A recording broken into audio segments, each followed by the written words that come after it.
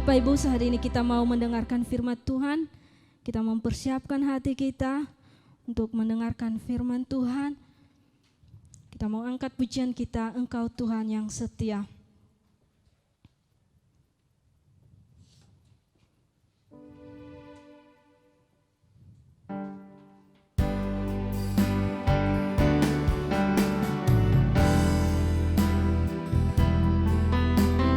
Saat ini Tuhan, kami mau mendengarkan sabda-Mu ya Bapa.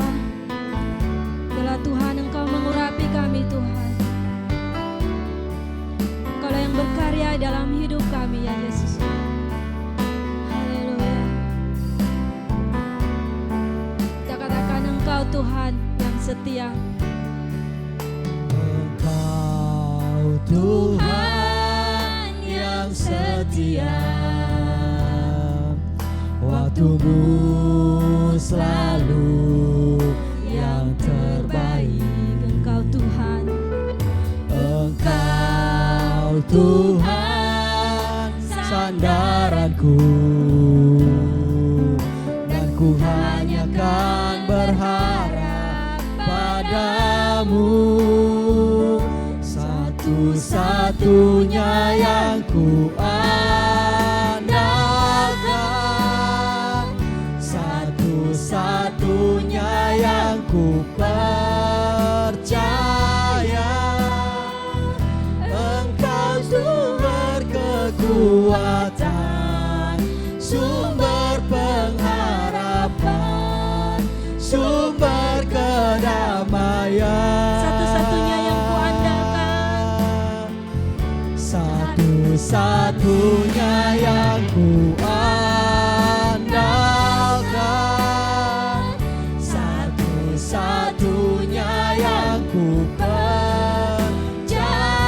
Engkau Tuhan memberkati, Engkau Tuhan memberkati, Tuhan penyembuhku, Tuhan pemulihku. dari awal mari kita katakan Engkau Tuhan yang setia.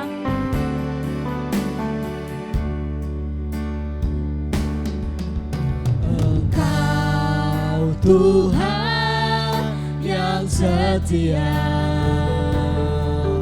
waktu-Mu selalu yang terbaik. Engkau Tuhan sandaranku, Engkau Tuhan sandaranku, dan ku hanya kan berharap padamu. katakan satu-satunya, satu-satunya yang ku andalkan, satu-satunya yang ku percaya.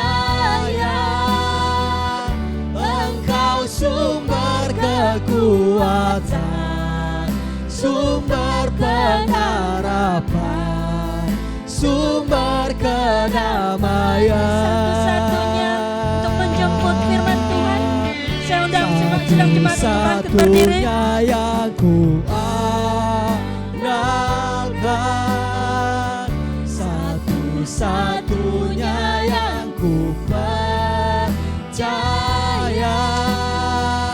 Engkau Tuhan memberkati, Tuhan penyembuhku, Tuhan pemulihku. Katakan satu-satunya yang ku andalkan,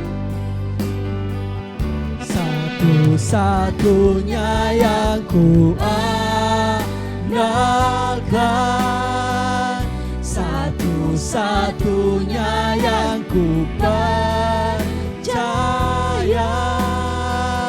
Engkau sumber kekuatan, sumber kedamaian, sumber kedamaian.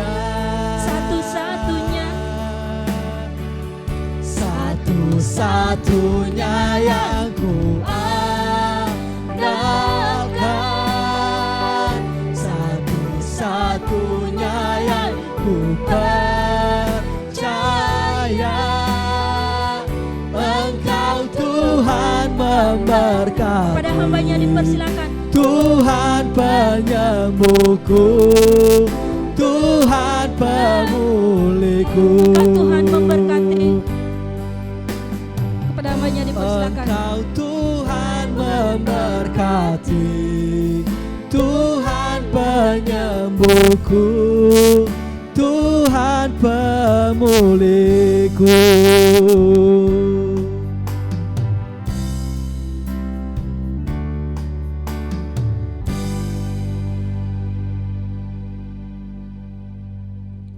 Mari kita berdoa. Bapa di surga, Bapa yang baik, Bapa yang mengasihi kami, pada saat ini Tuhan kami datang di hadapan-Mu, kami rindu mendengarkan sabda-Mu. Urapi hamba-Mu, pakailah hamba-Mu menjadi saluran firman-Mu Tuhan. Biarlah semua yang hadir maupun yang ada di rumah, di mana saja mereka berada, Tuhan Engkau berkati mereka melalui kebenaran firman-Mu. Sehingga firman-Mu kami dapat menjadi pelaku, mentaati Engkau Tuhan dalam hidup kami. Sehingga kami juga mengalami pertolongan kebaikan Tuhan. Firman-Mu telah berjanji kepada kami, dan firman-Mu Tuhan Engkau genapi, karena Engkau Tuhan tidak pernah melupakan ciptaan, tidak pernah memungkiri janji-Mu Tuhan.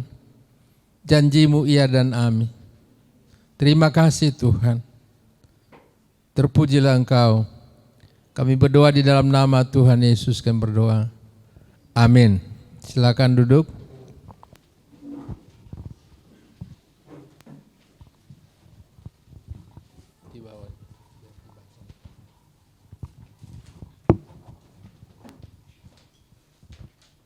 Shalom.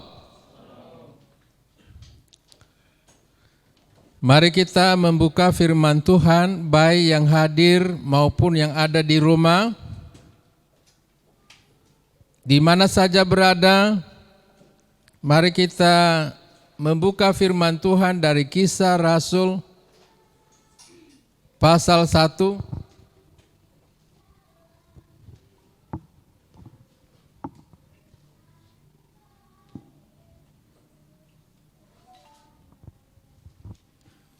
Ayat 6 sampai ayat 8.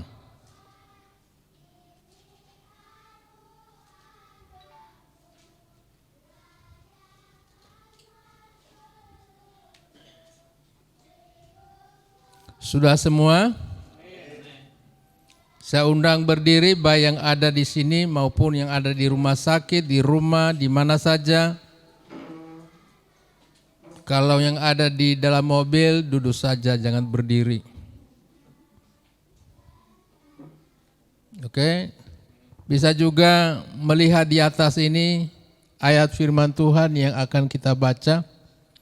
Kisah Rasul pasal 1 mulai ayat 6 sampai ayat 8. Mari kita sama-sama membacakannya. Maka bertanyalah mereka yang berkumpul di situ, Tuhan, maukah Engkau pada masa ini memulihkan kerajaan bagi Israel? Jawabnya, Engkau tidak perlu mengetahui masa dan waktu yang ditetapkan Bapa sendiri menurut kuasanya.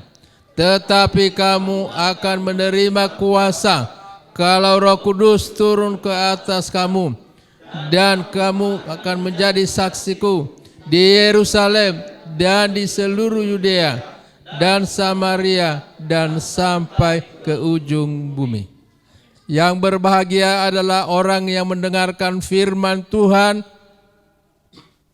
Yang lebih berbahagia lagi orang yang menjadi pelaku firman Tuhan. Silakan duduk.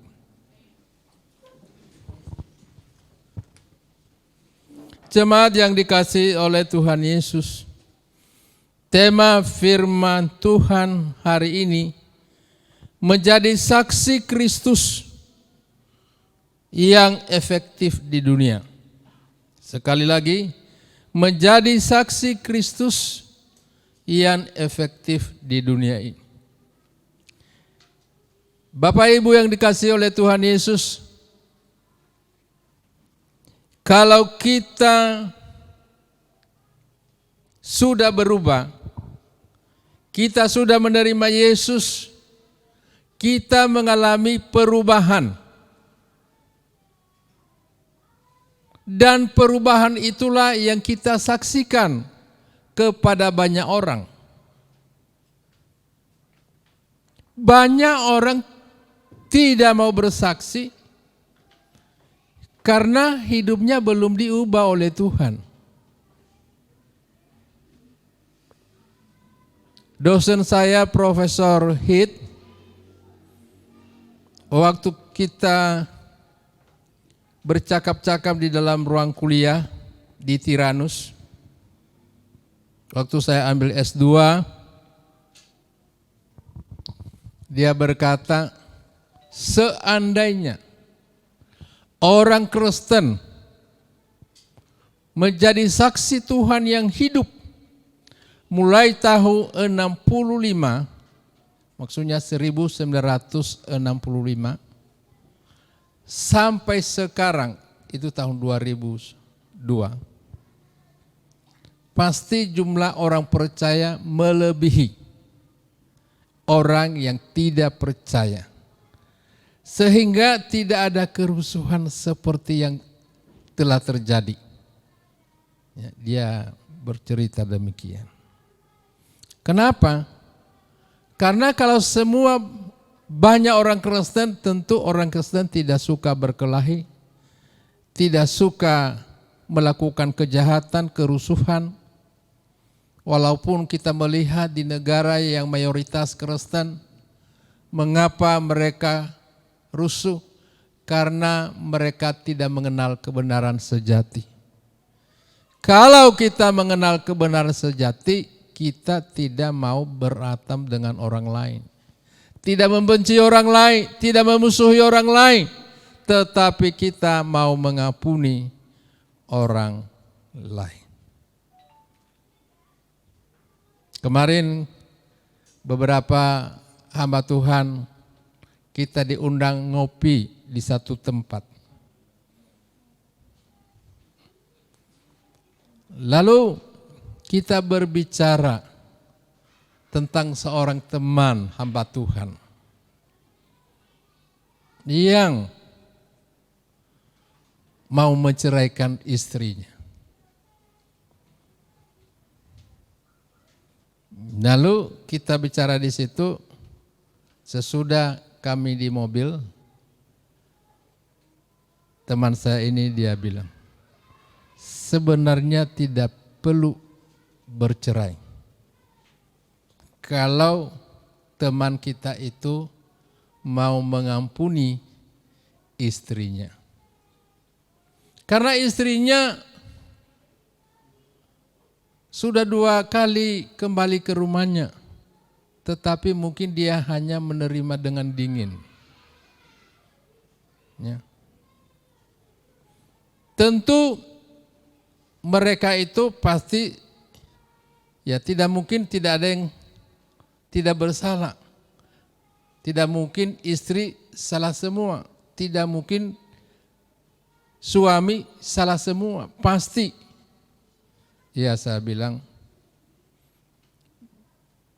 mereka harus mengampuni. Sisi Bapak Pendeta ini dia bilang, kalau di adat kami tidak boleh demikian. Dalam hati saya, dia tinggikan adat atau Alkitab. Semua orang Kristen harus meninggikan Alkitab daripada adat istiadat. Tuhan Yesus pernah datang ke bumi dan hidup di dalam adat istiadat Yahudi. Dia mengikuti. Dia juga bertentangan dengan adat Yahudi yang tidak sesuai dengan firman Tuhan. dan dia berada di atas adat orang Yahudi. Kita yang latar belakang suku pasti ada adat. Tetapi jangan mengikat kita karena adat. Kita tetap menghormati kebudayaan dan adat. Tetapi ada adat yang tidak sesuai dengan firman Tuhan. Atau juga kebiasaan. Kemarin ada yang berdoa. Dia mendoakan familinya.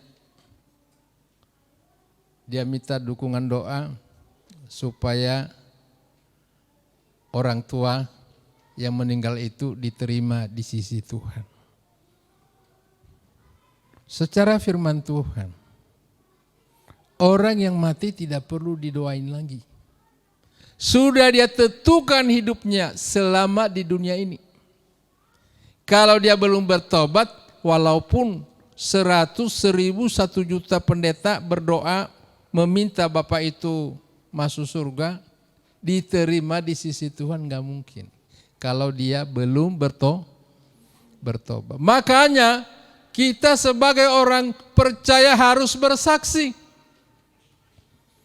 Kita harus menyaksikan bagaimana kehidupan kita. Sesudah saya percaya Yesus tahun 1982, masih ingat tahunnya. Ya, ingat tahun di mana kapan bertobat? Gak usah ingat harinya dan tanggalnya. Paling tidak tahunnya, kapan mengalami pembaharuan. Sehingga saya tidak malu kalau saya berceritakan, dulu saya pakai kuasa gelap, saya mabuk-mabuk. Karena itu sudah saya lakukan. Dan saya berbicara, saya sudah mengalami perubahan. Sehingga orang lain dia senang dan dia menerima Yesus. Nah, kita sebagai orang percaya harus bersaksi tentang kehidupan kita yang dulu dan sesudah kita mengalami pembaruan apa yang kita alami. Ya. Salah satu ciri khas orang yang bertobat, dia mau menjadi saksi Kristus. Ada 3 hal yang kita perhatikan di dalam menjadi saksi Kristus yang efektif di dunia ini. Yang pertama, pribadi Tuhan Yesus yang kita saksikan. Ya. Bukan berkat-berkat Tuhan yang kita alami. Bukan kesaksian orang lain yang kita sampaikan. Tetapi bagaimana kehidupan kita. Bagaimana Tuhan Yesus yang sanggup merubah kehidupan kita. Itu yang kita saksikan. Kuasa Tuhan. Mari kita lihat di dalam Roma pasal 1 ayat 16.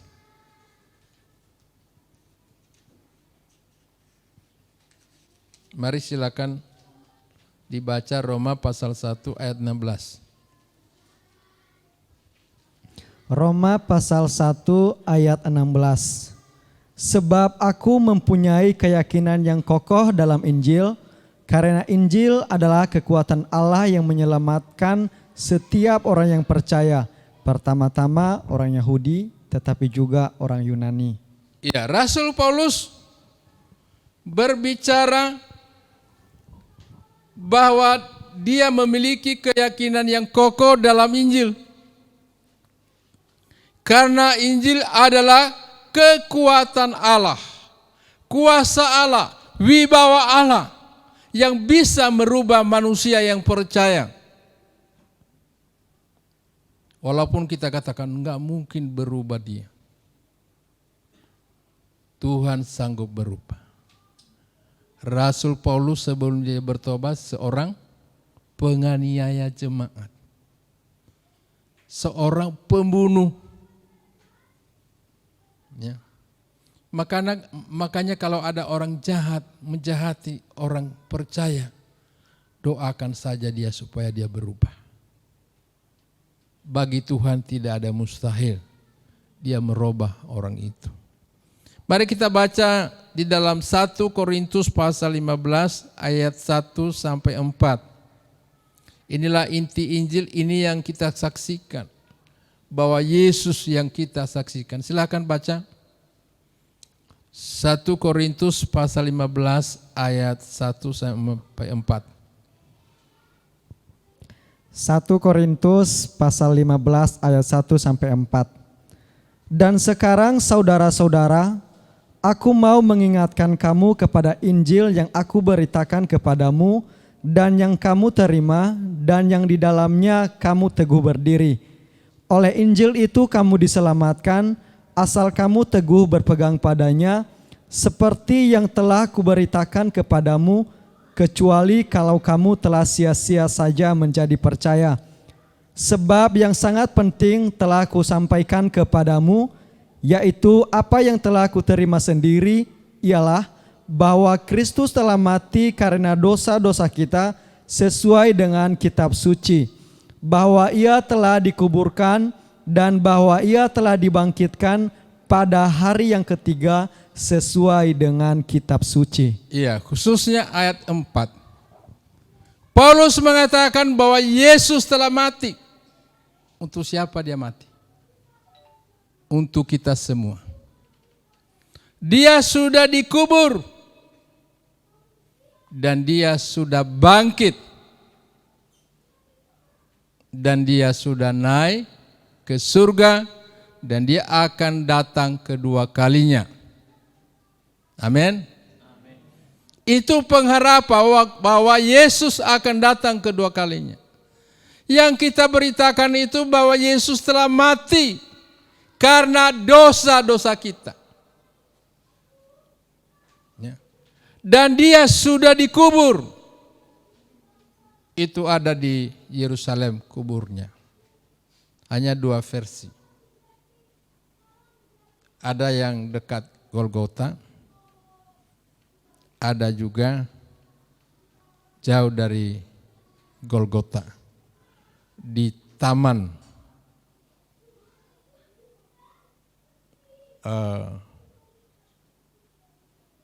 Yudas atau siapa ya?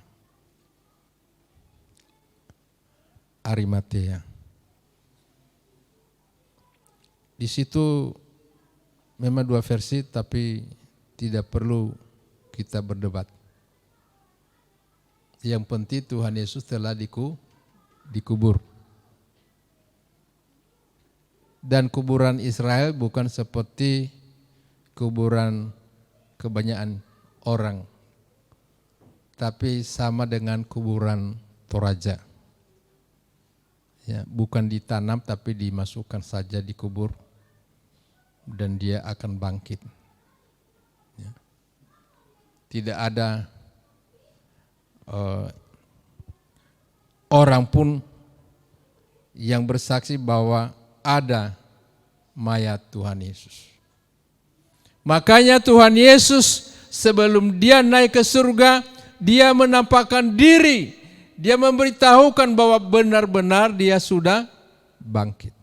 Dan kuasa kebangkitan itu yang merubah hidup kita. Itu yang kita saksikan bahwa Yesus telah mati karena dosa-dosa kita. Yesus telah dikubur dan Yesus telah bangkit dan sudah naik ke surga. Itu inti pembicaraan kita. Kesaksian kita. Itu yang merubah hidup kita. Kita menyaksikan bahwa dia satu-satunya kebenaran. Dia satu-satunya jalan. Dia satu-satunya yang memberi hidup yang kekal. Di dalam Yohanes pasal 14 ayat 6. Akulah jalan dan kebenaran dan hidup. Ya. Dia jalan.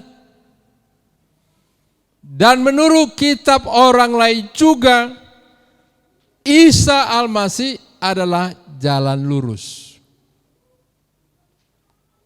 Kemarin saya bercakap-cakap dengan orang-orang yang belum percaya Yesus tapi sudah percaya Yesus, supaya meneguhkan imannya bahwa di dalam kitabnya sendiri ada Isa Al-Masih. Dia jalan, dia yang mengetahui hari kiamat. Dia yang tertinggi di bumi dan tertinggi di akhirat. Dia bersabda di dalam kitab orang itu. Dia bukan hanya sekedar nabi, tetapi dia adalah Tuhan. Bapak Ibu yang kekasih, itu yang kita saksikan, Yesus Kristus. Hal yang kedua, kalau kita bersaksi, kita mengandalkan Roh Kudus. Karena dia katakan di dalam ayat 8 tadi, Kisah Rasul pasal 1 ayat 8, tetapi kamu akan menerima kuasa kalau Roh Kudus turun ke atas kamu. Setiap orang percaya menerima Roh Kudus. Roh Kudus ada dalam kehidupan kita. Itu yang menolong kita. Itulah yang memberikan kekuatan. Jemaat mula-mula waktu ditangkap Petrus. Dan Petrus kembali ke tempat mereka.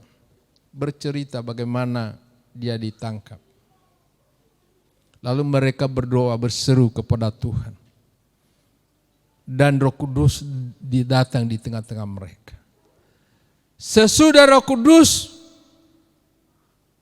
datang di tengah-tengah mereka, mereka berani memberitakan firman Tuhan. Walaupun mereka ada yang dibunuh, ada yang dilempari, dan bermacam-macam siksaan.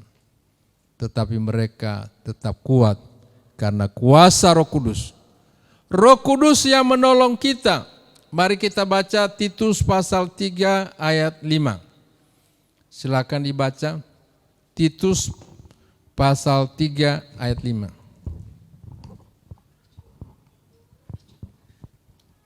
Titus pasal 3 ayat 5.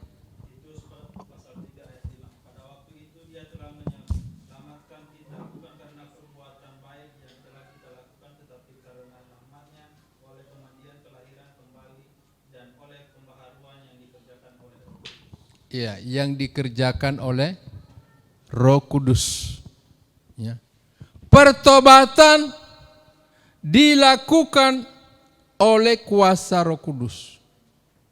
Roh Kudus menyadarkan orang itu orang berdosa. Roh Kudus menghibur orang itu. Roh Kudus memberitahukan kebenaran sejati. Karena dia Allah sendiri. Ya. Kalau kita pergi melayani, bersaksi, atau kita keluar rumah, masing-masing kita pergi kerja, kita berusaha, kita minta Tuhan, bila kuasa Roh Kudus-Mu menolong mampukan kamu, saya, supaya dalam pekerjaan, dalam usaha saya menjadi saksi yang hidup. Mengandalkan Roh Kudus. Dipimpin oleh Roh Kudus. Mari kita baca di dalam Yohanes pasal 16 ayat 7. Silakan. Yohanes pasal 16 ayat 7.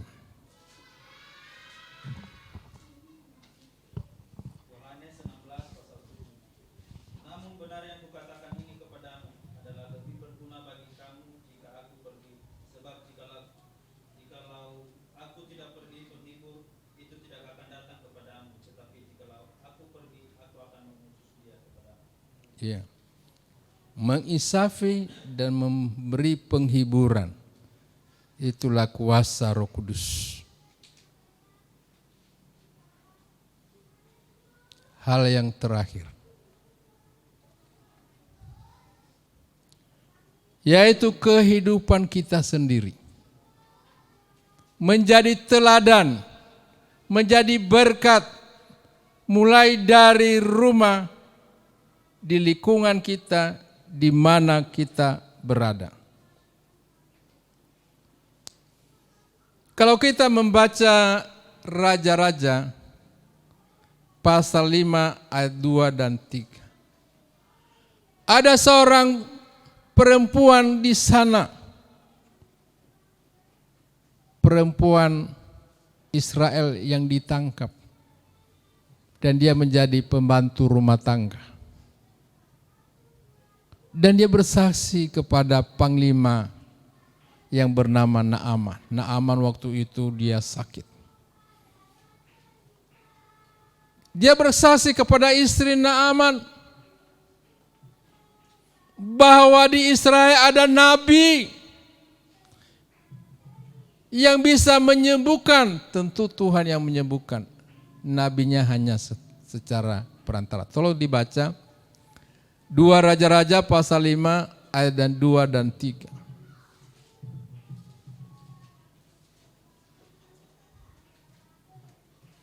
Mari silakan. 2 Raja-Raja pasal 5 ayat 2 dan 3.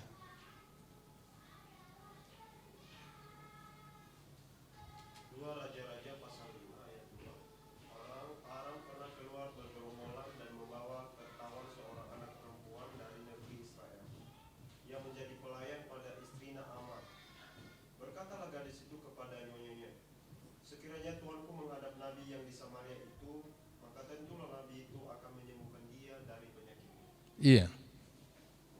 Perempuan ini dia tidak takut mati kalau seandainya nabi itu tidak menyembuhkan Naaman.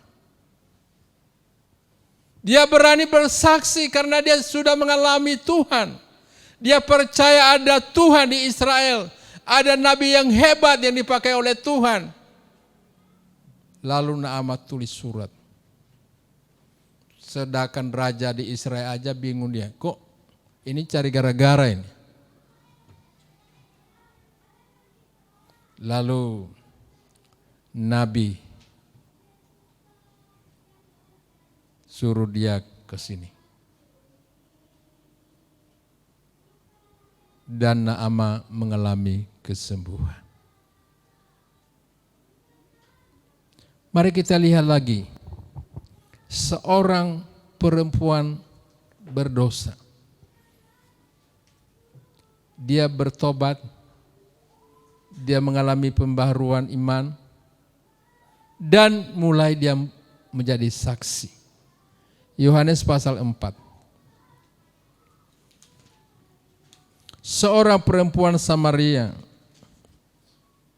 dia seorang pelacur. Suaminya berapa orang? 5 orang yang ketahuan. Yang tidak ketahuan, yang belum dilaporkan, tidak tahu. Namanya saja pelacur.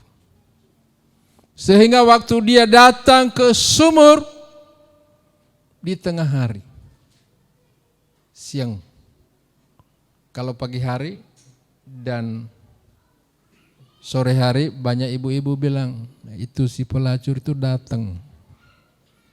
Jangan dekat-dekat, bukan karena virus, tetapi karena kehidupannya. Ya. Dia datang dan Tuhan Yesus tahu kehidupan perempuan ini. Makanya Tuhan Yesus datang ke sumur itu. Dia ingin supaya perempuan itu berubah. Mereka mengadakan percakapan. Sesudah mengalami pembaharuan pikiran hatinya, dia mulai bersaksi di kota Samaria. Mari dibaca Yohanes pasal 4 ayat 39. Mungkin wanita yang membacakannya ya. Yohanes pasal 4 ayat 39. Silakan. Yohanes pasal 4 ayat 39, dan banyak orang Samaria dari kota itu telah menjadi percaya kepadanya karena perkataan perempuan itu yang bersaksi, ia mengatakan kepadaku segala sesuatu yang telah kuperbuat. Iya, segala sesuatu yang saya perbuat. Si orang itu bercerita. Tuhan Yesus melihat kehidupannya. Tuhan Yesus beritahu dia bahwa banyak suami. Tuhan Yesus memberitahukan kepada dia di mana penyembahan yang benar. Bukan di gunung, bukan mengarahkan hidupnya ke Yerusalem. Tetapi penyembahan yang benar, menyembah di dalam roh dan kebenaran. Dia mengalami pembaharuan. Dia kembali ke kota Samaria. Dia bercerita kepada banyak orang. Dan inilah permulaan KKR yang terjadi di kota Samaria. Dia bercerita bagaimana perubahan hidupnya. Apakah kita juga sudah menceritakan kehidupan kita? Menjadi berkat bagi orang lain. Mari kita membaca Filipi pasal 2 ayat 15. Silakan.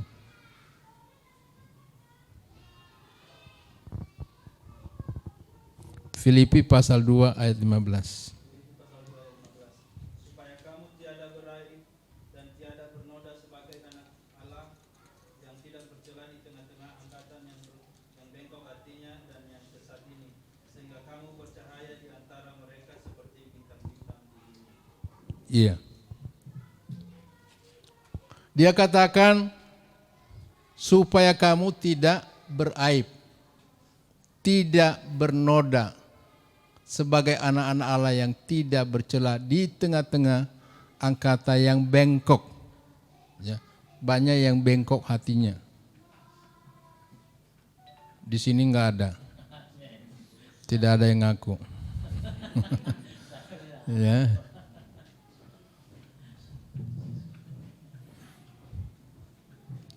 Hidup. Memang kita tidak ada yang kebal. Tetapi kita akui dosa-dosa kita di hadapan Tuhan. Dan kita berusaha mengejar kekudusan. Itu di dalam Ibrani pasal 12 ayat 14. Sehingga kita bisa bercerita tentang perubahan kita.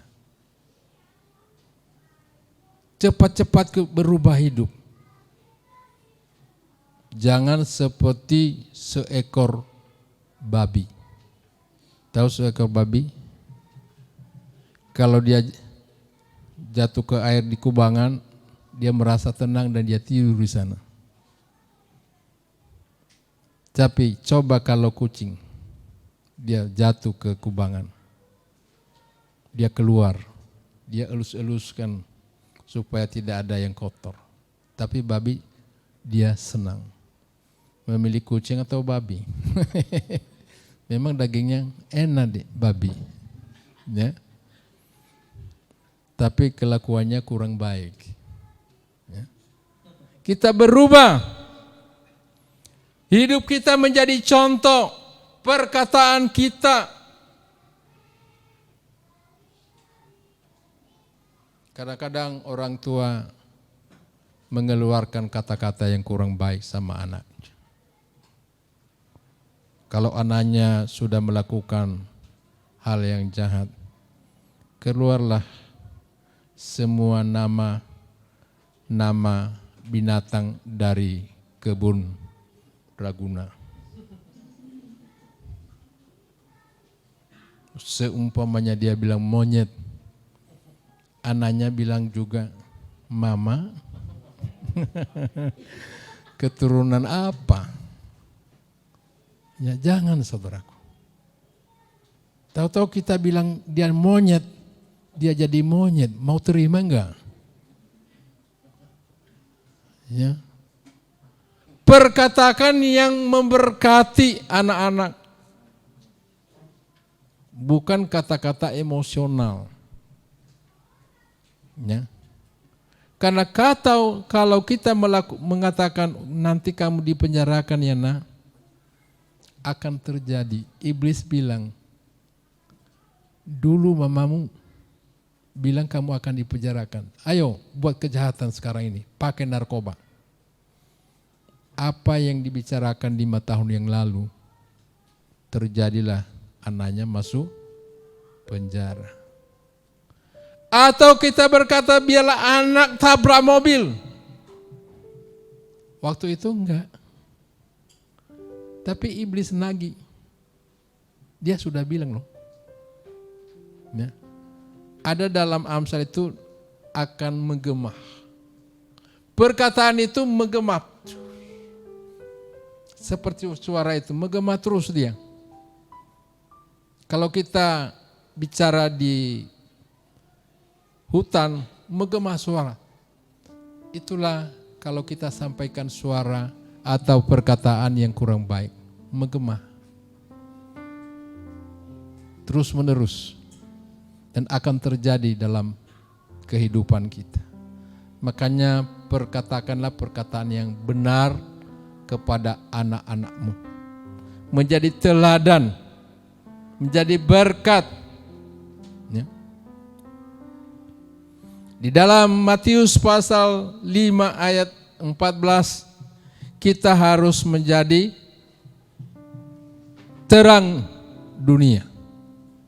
Tuhan Yesus berbicara kepada murid-muridnya, kamu adalah terang dunia. Kita menjadi terang. Kehidupan kita.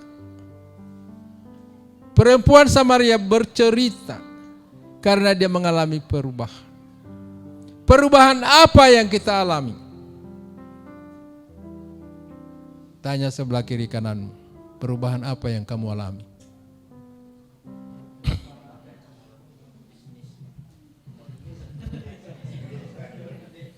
Ya. Kalau dia tidak menjawab, tanda tanya. Ya. Dia belum mengalami perubahan, diam aja. Ya.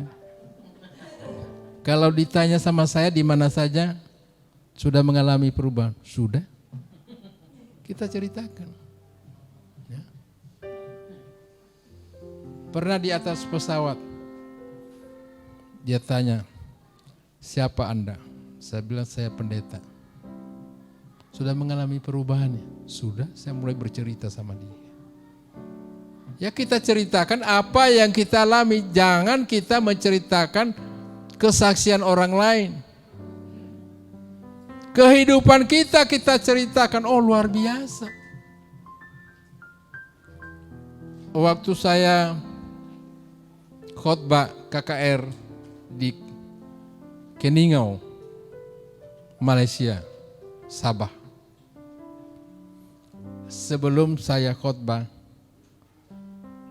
atau saya sampaikan firman Tuhan, saya bercerita, saya dulu ini pakai kuasa gelap, ilmu putih dan ilmu hitam. Dan supaya ilmu itu menjadi milik saya memiliki ilmu yang hebat. Harus ilmu cinta dulu. Saya guna-gunai perempuan. Saya pakai Immanuel, menarik nafas wanita. Waktu berdoa Bapa kami, ya di gereja kan berhadapan. Kalau di gereja kita di sana berhadapan. Lalu kita buka mata, dia keluarkan A. Nafasnya keluar, kita tarik. Kita sebut Immanuel. Dan dia sudah ada di sini. 2 jam sesudah keluar gereja, dia mencari kita.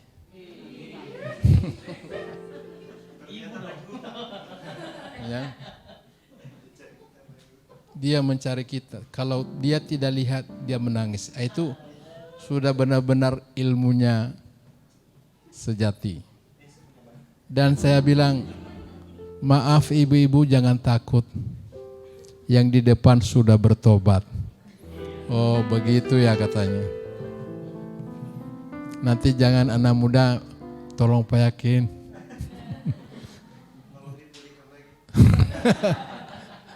Ya. Ada yang saya senang, ya adanya bintang film lah. Biarlah dia senang sama saya. Saya bilang maaf saja ya. Ya, itu sudah tidak perlu lagi. Ya. Karena kalau saya pegang itu lagi, saya belum bertobat. Ya. Apapun yang terjadi, saya tidak lagi tergiur hal itu. Ya. Makanya ada kesaksian kita mengalami perubahan. Ya. Kalau kita tidak mengalami perubahan, susah kita menjadi saksi. Ya. Bapak Ibu yang belum mengalami perubahan, coba malam nanti berdoa, Tuhan ampuni saya, ampuni juga orang-orang bersalah kepada saya. Saya mengundang Engkau Yesus dalam hidup saya. Rubah hidup saya terus menerus. Pasti mengalami perubahan. Dan hari Senin, hari Selasa, banyak orang ketemu, melihat wajah kita seperti malaikat. Mereka bilang, kok berubah? Ada perubahan. Dan kita bersaksi, saya sudah mengalami perubahan. Jangan hanya orang-orang yang bertobat dari kepercayaan yang lain. Mereka bersaksi bagaimana mereka mengalami. Ya. Kita juga harus bersaksi. Kalau kita bersaksi, jemaat kita bertambah, kurang tempat, kita adakan kebaktian sore. Amin. Ya, sebenarnya ini karena 1 meter masih kurang. Ya. Kalau penuh, dipenuhkan kursi, ada yang kosong. Nah, kita bersaksi. Ya. Kita suka berbicara kepada orang lain. Kita suka bergaul dengan orang lain. Ya, jangan sampai di kantor diam aja. Ambil HP, main, yang jauh dekat, yang dekat jauh. Bersaksi, di mana tinggalnya Mas? Di mana tinggalnya Mbak? Di mana tinggalnya Pak? Facebook itu saya tanya satu persatu, di mana tinggalnya? Karena banyak orang juga minta didoain. Kemarin saya lagi ngobrol-ngobrol sama teman hamba Tuhan. Ditelepon. Tolong Pak.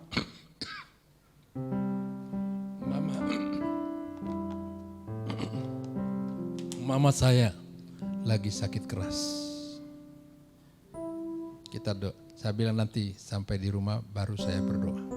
Saya lagi di rumah makan. Dan dia telepon, kita doakan. Banyak orang menghubungi saya, meminta didoain. Kita doakan. Ya. Kita memberkati orang. Mereka melihat kesaksian kehidupan kita. Amin. Bukan aman. Amin. Kalau amin, besok bercerita tentang Yesus. Ya, kepada orang lain sehingga minggu depan ada jiwa-jiwa baru dan bisa bersaksi. Wah, luar biasa Pak Yakin. Saya terapkan firman Tuhan yang saya dengar dan orang itu mau percaya Yesus. Ya. Karena kita bersaksi bahwa satu-satunya penyelamat, satu-satunya yang menolong kita adalah Tuhan Yesus. Kalau dia mengeluh, bicarakan bahwa Yesus sangat menolong Anda. Dia sudah menolong saya, sudah mengalami perubahan. Bersaksi. Mari kita berdoa. Bapa di surga, kami bersyukur atas kebenaran firman-Mu. Biarlah kami menjadi pelaku firman Tuhan. Biarlah kami menjadi saksi-Mu di tengah-tengah pekerjaan kami, di tengah-tengah studi kami, di tengah-tengah usaha kami, sehingga orang lain yang tersesat atau mengalami pergumulan, kami menceritakan Yesus adalah Tuhan, satu-satunya jalan, Yesus satu-satunya penolong yang sanggup merubah hidup. Terima kasih Tuhan. Terpujilah Engkau. Biarlah firman-Mu menguatkan, meneguhkan kami. Dan biarlah kami menjadi pelaku firman Tuhan di dalam kehidupan kami setiap hari. Dalam nama Yesus kami berdoa. Amin. Ya baik, terima kasih firman Tuhan yang sudah kita dengarkan pada hari ini. Biarlah menjadi remai dalam hidup kita. Saat ini Bapak Ibu, sebelum kita memberikan persembahan kita yang kedua kalinya, mari kita saksikan anak-anak kita sekolah minggu untuk bernyanyi di depan. Kesempatan, waktu dan kesempatan dipersilakan. Berikan tepuk tangan kepada anak sekolah minggu. Iya, karena tadi orang tuanya belum bersaksi, jadi anak-anaknya sekarang yang bersaksi. Minggu depan orang tuanya yang bersaksi. Udah ya, 1, 2, 3 ya.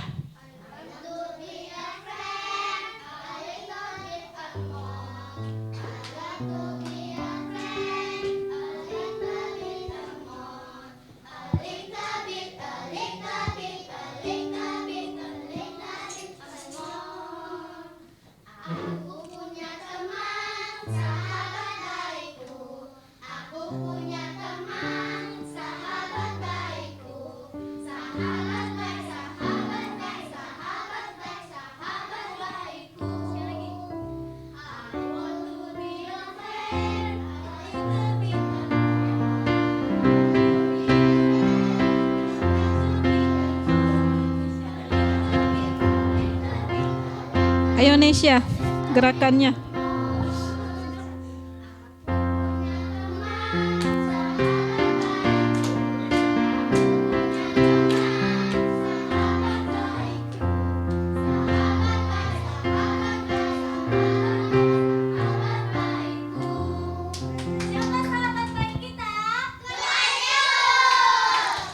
Oke, berikan tepuk tangan kepada anak sekolah minggu.